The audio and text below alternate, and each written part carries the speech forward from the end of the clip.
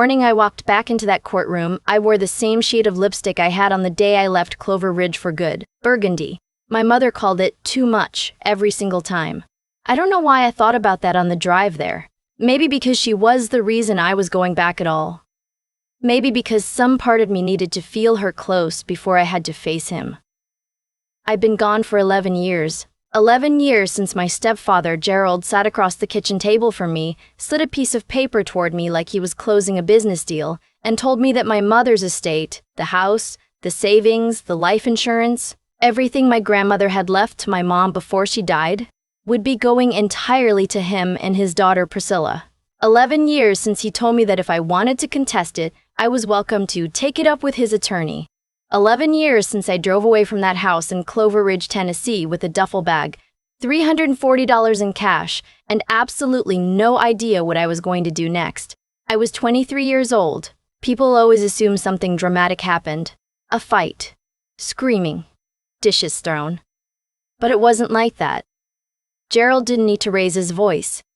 He had already spent 4 years making sure everyone in that town understood one simple thing. I was difficult. Ungrateful. The daughter who had never really accepted him after her mother remarried. He was patient and kind, and he had tried so hard. And it was such a shame about me. He said it at church. He said it at the country club. He said it at the homeowners association meetings and at the hardware store and at my mother's book club. By the time he sat across from me at that kitchen table, the whole infrastructure was already in place. If I made noise, I was the problem. If I cried, I was being dramatic. If I left, well, that was just what they expected from me, wasn't it? So I left. I didn't cry until I got to the highway.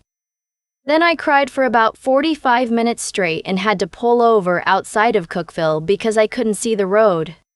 After that, I drove to Nashville. I knew one person there, a girl named Donna, admitted a summer program in college. She let me sleep on her couch for 3 weeks without asking too many questions. I got a waitressing job within the week, then a second job at a copy center on weekday mornings. I ate a lot of peanut butter. I learned how to do my own taxes for the first time that year because I could not afford to be careless about money ever again. That lesson stuck. I went back to school at night, got my paralegal certification first, then kept going. By the time I was 28, I had a full-time position at a mid-sized litigation firm in Nashville. By 30, I was running their contract compliance division and making more than Gerald had ever made managing that hardware supply company he was so proud of. I know because his financials became my business eventually. I'm getting ahead of myself. I need to tell you about Marcus first. I met my husband at a continuing education seminar, the kind that sounds boring because it is boring. A Friday evening lecture on estate law updates that I attended because I was meticulous about my credentials. Marcus was there because he was an IRS special agent and the seminar covered some overlap with financial fraud cases he worked. He fell asleep for about 12 minutes in the middle of the second hour and then woke up and asked me, in a whisper, whether he had missed anything important. I told him he had missed a riveting discussion of uniform trust code amendments. He said that sounded devastating. We got coffee after. Then dinner the following weekend. Then 2 years of building something I hadn't let myself believe I was allowed to have. Something steady. Something safe.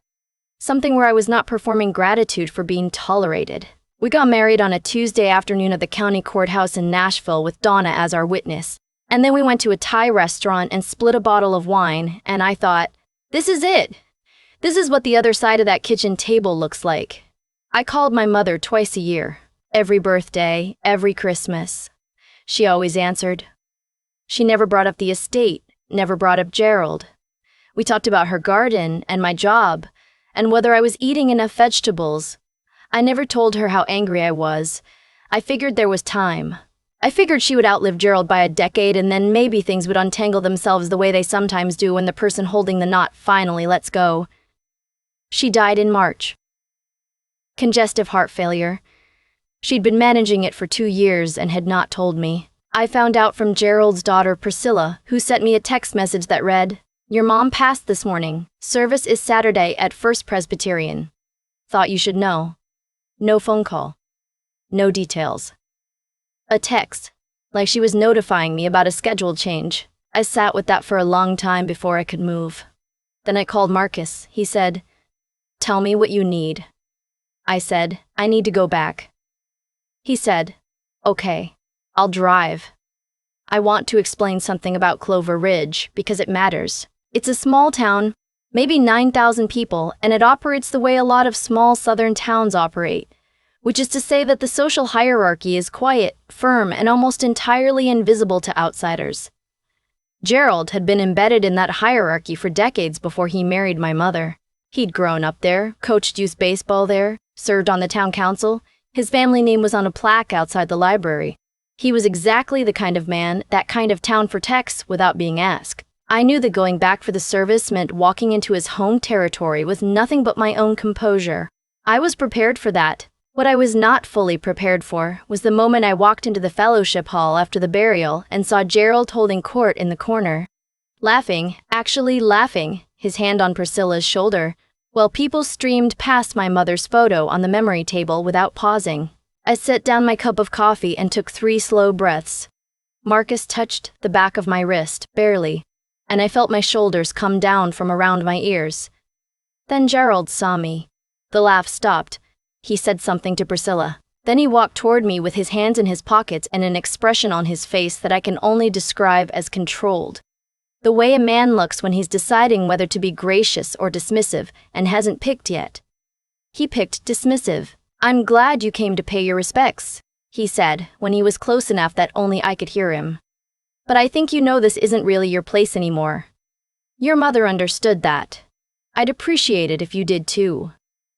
I looked at him.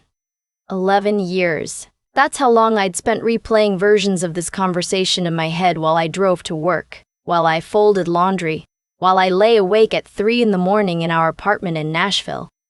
I had imagined myself saying devastating things, righteous things, perfectly composed things. What I actually said was quieter than any of it. "You might want to talk to your estate attorney before this week is out, Gerald." He smiled the way people smile when they think someone is bluffing. "Is that right? And why is that?" "Because my mother had a second will." The smile stayed, but something behind his eyes shifted. "That's not possible. She executed it 14 months ago with a notary in Murfreesboro, a town 40 minutes from here where nobody knew her name or yours. She filed it correctly. The original is in a lockbox." I paused. "Certified copies are already with the probate court." The silence that followed was very specific. It had texture to it. "You're lying," he said. But he didn't sound certain anymore. I had spent the better part of 10 months working on this, not out of revenge. Or not only out of revenge, because my mother had called me 8 months before she died and told me, in pieces, across several phone calls, what she wanted to do. She'd been watching Gerald for years by then. She'd seen things she hadn't let herself see clearly when she was healthier, when she was more dependent on the structure he provided. By the end, she was clear-eyed in a way that probably comes when you understand that time is not unlimited. She couldn't leave him directly. He'd made sure their finances were entangled enough that a clean break would have taken years she didn't have. But she had one asset that had always remained solely in her name, a small commercial property on the edge of town that her mother had left her. A former dry cleaning shop that had been leased to a local business for years. Gerald had assumed it was worthless. He'd said as much more than once. He hadn't checked the assessed value recently. The area had developed. That property was worth $340,000. My mother left it to me. When Gerald understood what I was telling him, he went through several expressions in about 4 seconds. Disbelief. Calculation. Then something that I recognized from that kitchen table 11 years ago. The look of a man deciding how to reframe a situation so that he remains in control of it. He straightened up. "Whatever document you're talking about, I'll have my attorney review it. These things get contested all the time." "You're welcome to contest it," I said. "The will is airtight. I had 3 estate attorneys review it before we filed, but go ahead." "This is not the place for this conversation," he said, his voice dropping in a way that was meant to sound like authority, like finality. "I'm asking you to leave." "I know you are," I said. "That's the second time you've asked me to leave something that was also mine." He took a step closer. Not threatening exactly, but the way a man moves when he's used to his physical presence being enough to end a conversation. And that is when Marcus appeared beside me. I want to explain something about Marcus too, about the way he carries himself in a room. He's not loud, he's not large in a threatening way. He's just extremely, profoundly calm in a manner that communicates without any ambiguity that he has seen genuinely complicated situations, and this is not one of them. He worked financial crimes for 6 years before transferring to the fraud division. He once spent 8 months building a case against a regional tax scheme that resulted in 19 federal indictments. He has the patience of someone who understands that systems, properly applied, are more powerful than any individual. He looked at Gerald and said, pleasantly, "Everything okay over here?" Gerald looked at him. "Who are you?" Marcus showed him his credentials. IRS Criminal Investigation Division. Gerald looked at the badge, then at Marcus, then at me. "My husband," I said. "He's been doing some reading about the financial activity connected to my mother's estate over the past several years, in a professional capacity." I watched Gerald's face do the thing it did when he was calculating risk. His jaw shifted slightly, his eyes moved to the left. "This is harassment," he said. "I could have you both removed." "You could try," Marcus said. He said it the way someone says it when both people in the conversation understand that no, you actually could not. We're at a public memorial service. We're having a quiet conversation. But if you prefer to continue this discussion in a more formal setting, that can absolutely be arranged. There is a particular kind of silence that happens when a person who has operated for decades inside a structure of unchallenged local authority suddenly understands that a different structure, a larger, less sympathetic one, has been paying attention. Gerald went very still. Around us, the fellowship hall continued its quiet murmur. Someone was refilling the coffee urn. 2 older women were looking at the memory table. Nobody was watching us. Gerald said quietly, "What do you want?" It wasn't really a question. "The property transfers as the will specifies," I said. "The back payments on the lease income that should have been reported as part of my mother's estate, and Marcus can explain to you exactly what that number is. And you don't contact me again." "You would do this to her memory," he said. "At her own memorial service." "I'm protecting her memory," I said. "She made a decision. I'm making sure it stands." He looked at me for a long moment. Then he looked at Marcus. Then he turned and walked back toward the corner where Priscilla was watching us with an expression I couldn't read from across the room. We left shortly after. I went back to the memory table first and stood there for a few minutes alone, looking at my mother's face in a photograph from maybe 15 years ago. Before Gerald, before the illness, before any of it, she was standing in her garden with her hands on her hips and her head tilted back, laughing at something outside the frame. I don't know what she was laughing at. I'd give a lot to know. I didn't cry until we were back in the car on the highway. Then Marcus handed me a napkin from the center console because he knows me well enough to prepare for this. And I cried for a while. And then I stopped. And then I watched Tennessee roll past the window at 70 miles per hour and felt something in my chest that wasn't quite relief, and wasn't quite grief, and wasn't quite grief, and wasn't quite triumph, but was something that contained parts of all three. The estate process took 4 months. Gerald's attorney did send a letter contesting the will as threatened. The probate court reviewed it. The will held. Gerald settled the back income questions with the IRS without it going further. The terms of that are between him and the federal government, but I understand there was a payment plan involved. The property transferred to me in July. I've been leasing it to the same business that was there when my mother owned it, a family-run alterations and tailoring shop. They've been there for 6 years, and they're good tenants, and the lease income goes directly into a savings account I opened in my mother's name. I haven't decided yet what to do with it long term. I think she'd have opinions about that. I think she'd probably tell me not to be too practical about it. I drive through Clover Ridge sometimes when work takes me toward that part of Tennessee. I don't stop. I don't need to. I know what's there. But I also know something that I didn't know when I drove away 11 years ago with $340 in a duffel bag and absolutely no idea what I was going to do next. I know that the people who try to make you feel like you have no place at the table are almost always the ones who need you gone the most. They're not dismissing you because you're nothing. They're dismissing you because they know, somewhere in the part of themselves they don't examine closely, that if you stayed and stood your ground and showed up with documentation and a husband who carries federal credentials and 11 years of building something real, They would lose. And they were right. I thought a lot about what made the difference, not the property. Not the legal paperwork. Not even Marcus standing beside me in that fellowship hall. Those were outcomes. What made the difference was a decision I made on the side of a highway outside of Cookeville, Tennessee, 11 years before any of that happened. The decision to stop waiting for someone to hand me back what I'd lost and start building something they couldn't touch. Gerald counted on the opposite of that.